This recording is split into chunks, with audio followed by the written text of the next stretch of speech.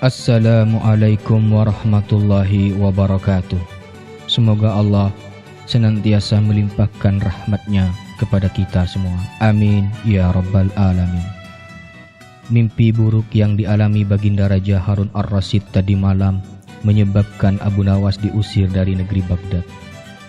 Abu Nawas tidak berdaya, bagaimanapun ia harus segera menyingkir meninggalkan negeri Baghdad yang hanya karena mimpi.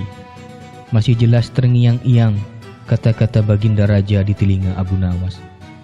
Tadi malam aku bermimpi bertemu dengan seorang laki-laki tua. Ia mengenakan jubah putih. Ia berkata bahwa negerinya akan ditimpa bencana bila orang yang bernama Abu Nawas masih tetap tinggal di negeri ini.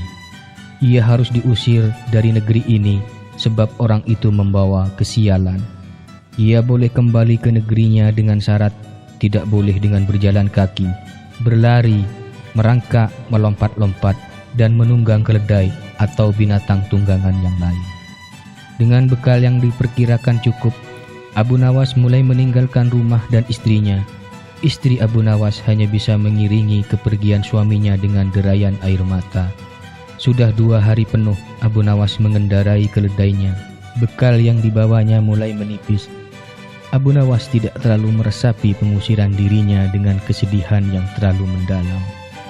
Sebaliknya, Abu Nawas merasa bertambah yakin bahwa Tuhan yang Maha Perkasa akan segera menolong keluar dari kesulitan yang sedang melilit pikirannya.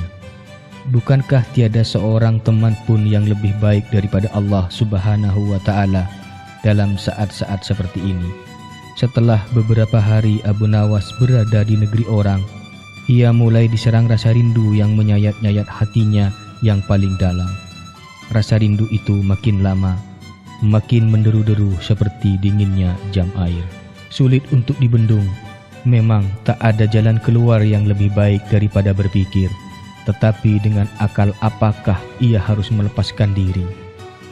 Begitu tanya Abu Nawas dalam hati. Apakah aku akan meminta bantuan orang lain dengan cara menggendongku dari negeri ini sampai ke istana Baginda? Tidak akan ada seorang pun yang sanggup melakukannya. Aku harus bisa menolong diriku sendiri tanpa melibatkan orang lain. Pada hari ke-19, Abu Nawas menemukan cara lain yang tidak termasuk larangan Baginda Raja Harun ar-Rasyid. Setelah segala sesuatunya dipersiapkan, Abu Nawas berangkat menuju ke negerinya sendiri. Perasaan rindu dan senang menggumpal menjadi satu. Kerinduan yang selama ini melecut-lecut semakin menggila, karena Abu Nawas tahu sudah semakin dekat dengan kampung halaman. Mengetahui Abu Nawas bisa pulang kembali, penduduk negeri gembira. Desas-desus tentang kembalinya Abu Nawas segera menyebar secepat bau semerbak bunga yang menyerbu hidung. Kabar kepulangan Abu Nawas juga sampai ke telinga Baginda Raja Harun ar-Rasyid. Baginda juga merasa gembira mendengar berita itu, tetapi dengan alasan yang sama sekali berbeda. Rakyat gembira melihat Abu Nawas pulang kembali karena mereka mencintainya. Sedangkan Baginda Raja gembira mendengar Abu Nawas pulang kembali karena beliau merasa yakin kali ini pasti Abu Nawas tidak akan bisa mengelak dari hukuman. Mula-mula Baginda kecewa dan merasa terpukul melihat cara Abu Nawas pulang ke negerinya. Baginda sama sekali tidak pernah membayangkan kalau Abu Nawas ternyata masih punya 1000 akal untuk mengatasi masalah. Abu Nawas memang pulang dengan keledai, tapi ia tidak menaiki keledai itu. Ia malah bergelayut di bawah perut keledai, sehingga Abu Nawas terlepas dari sanksi hukuman yang akan dijatuhkan.